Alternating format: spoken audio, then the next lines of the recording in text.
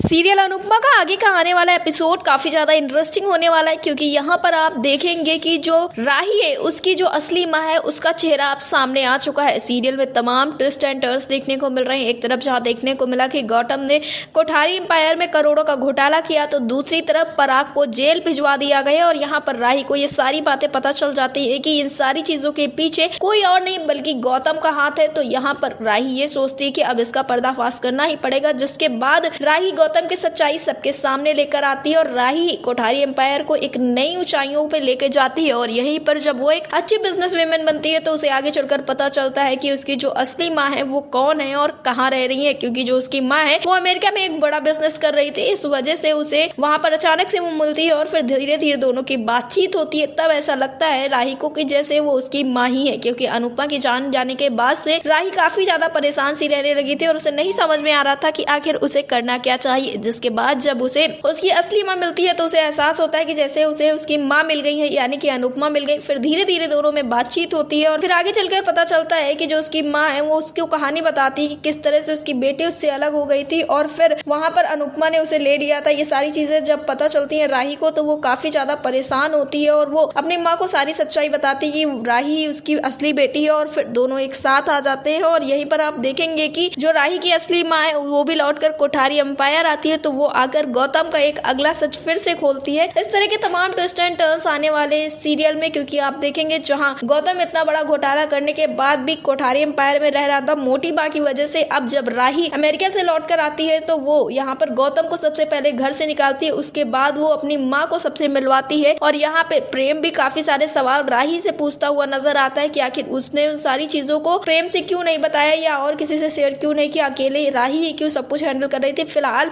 इन सारी चीजों के साथ ही पराग को राही जेल से निकलवा कर लाती है और अपनी माँ के साथ नई जिंदगी शुरू करने का फैसला देती है। सीरियल अनुपमा से जुड़े ऐसी लेटेस्ट अपडेट के लिए हमारे चैनल को सब्सक्राइब करें, वीडियो को लाइक करें और शेयर करें।